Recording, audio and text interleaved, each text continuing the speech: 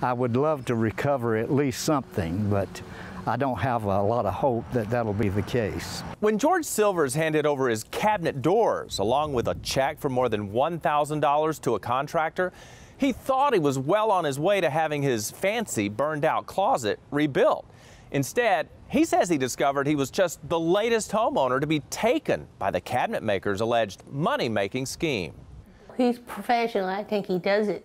From my research, it's just the way he operates. And that appears to be true. Our investigation discovered 4 other customers, not including George, who say this man, Mark Tarnasanu, has a habit of taking deposits for work he doesn't complete. As far as I can tell, he is a con artist. James Moore initially recommended the contractor to some of his customers, but he's now warning people to beware.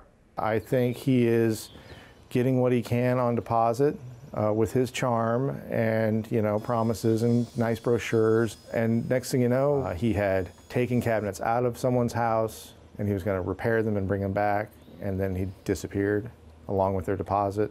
We tried to get Tarnasanu's side of the story, but he didn't return our calls. So George, Yvonne, and I dropped by his workshop to get answers. I'm Dale Cardwell with TrustDALE Investigates. I thought I recognized you. How are you? Doing all right.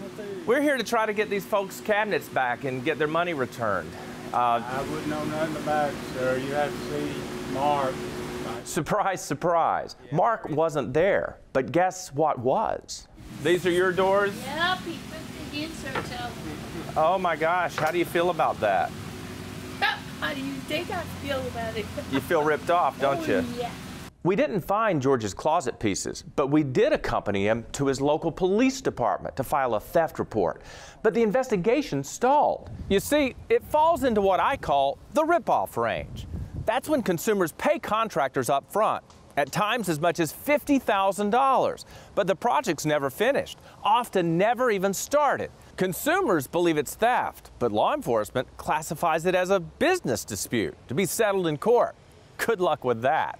We wanted a quicker resolution for George Silvers. Producer Marnie Zambri approached Tarnasanu with his customers' allegations. Can you understand why some people would say that they're not sure that they can trust you? No.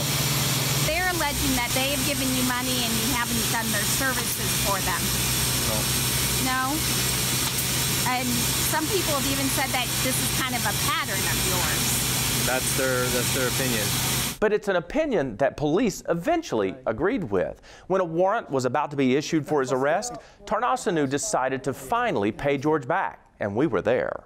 Just for my curiosity, what happened? Why didn't you do what we agreed to? So it's been just a long chain of events. I started off by biting off more than I could chew. But it's what he said next that makes me feel like I'm doing my job right. Ever since Cardwell has been on my back, I lost 4 clients. And we're in good standings and everything, but I can't blame the clients for being scared of it, and that murdered me. That's what killed me. Are you still trying to do business here? No, I'm done. But he wasn't done. We found evidence he opened up shop in Texas. A search of the Texas Secretary of State website shows he's established an LLC with another family member in the Lone Star State. And according to a source, the family member did not know what Mark was up to in Georgia until he saw our investigations on social media.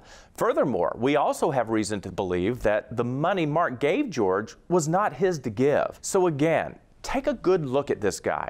He may be charming, he may say all the right things, but according to his alleged victims, he's bad news. Shame on you, Mark.